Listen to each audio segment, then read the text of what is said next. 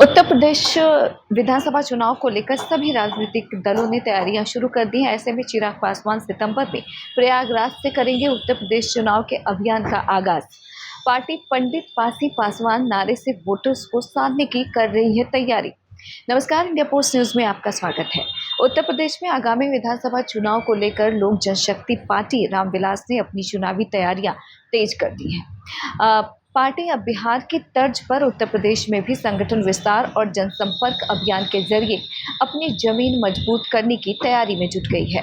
Party के उत्तर प्रदेश प्रभारी और बिहार की जमुई लोकसभा सीट से सांसद अरुण भारती ने कहा है कि सितंबर 2026 से जनवरी 2027 तक राज्य में कई बड़े कार्यक्रम आयोजित किए जाएंगे। इनमें से नौ संकल्प महासभा, दलित चौपाल और इसके साथ ही चाणक्य चौपाल प्रमुख होंगे। आपको ये भी बता दें कि पार्टी पंडित पासी पासवान के नारे के साथ सामाजिक समीकरण साधने की कोशिश करेगी। एलजेपी रामविलास पार्टी से अरुण भारती के मुताबिक सितंबर में उत्तर प्रदेश में बड़ी जनसभाओं का भी सिलसिला शुरू होगा और इसकी शुरुआत प्रयागराज से होगी। पार्टी के राष्ट्रीय अध्यक्ष और केंद्रीय मंत्री चिराग पासवान प्रयागराज में जनसभा कर चुनावी अभियान का आगाज करेंगे। इसके साथ ही पार्टी बेरोजगार युवाओं और इसके साथ ही जनजी से जुड़े मुद्दों को भी अपने कार्यक्रमों में प्रमुखता से उठाएगी। पार्टी उत्तर प्रदेश विधानसभा चुनाव के लिए बिहार के तर्ज पर विजन डॉक्यूमेंट भी तैयार करेगी। इसमें आपको बता दें कि सड़क, बिजली, पानी और शिक्षा, चिकित्सा जैसे बुनियादी मुद्दों को शामिल किया जाएगा। इसके साथ ही आपको ये भी बता दें कि जनहित के मुद्दों को लेकर पार्टी जनता के बीच जाने की रणनीति बना रही है।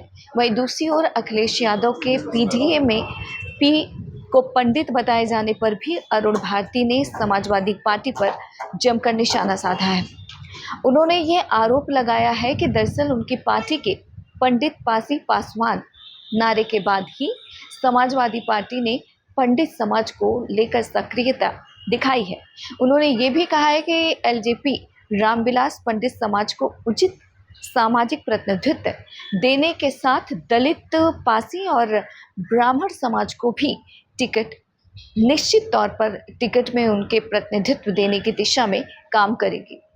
आपको ये भी बता दें कि समाजवादी पार्टी पर गंभीर आरोप लगाए हैं। कौशाम्बी के करारी थाना क्षेत्र के बैशकाटी गांव में 12 अगस्त को 13 साल के दलित बच्चे ननका पासी की हत्या के मामले को लेकर अरुण भारती ने समाजवादी पार्टी पर जमकर निशाना साधा है, उन पर गंभीर आरोप लगाए हैं।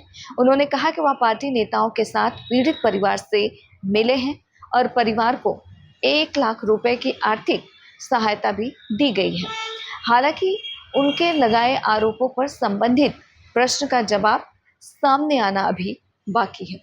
आपको ये भी बता दें कि अरुण भारती ने इस मामले को लेकर कहा है कि यदि पीड़ित परिवार न्याय की लड़ाई से संतुष्ट नहीं होता है तो उनकी पार्टी इस मामले को आगे तक उठाएगी।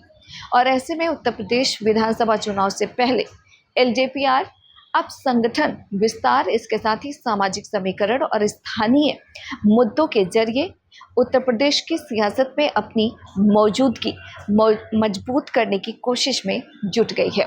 हालांकि देखना महत्वपूर्ण होगा कि एलजेपीआर खुद को कहां पाती है, क्योंकि देखा जाए एक और समाजवादी पार्टी, भारतीय जनता पार्टी सत्ता में है, कांग्रेस पार्टी भी फिर से वापसी की उत्तर प्रदेश में कोशिश कर रही है और ऐसे में एलजेपीआर भी चुनावी मैदान में कूद रही है। तो देखना महत्वपूर्ण होगा कि ये तमाम राजनीतिक दलों के बीच उत्तर प्रदेश की जनता एक बार फिर से किस पार्टी पर अपना भरोसा जताती है।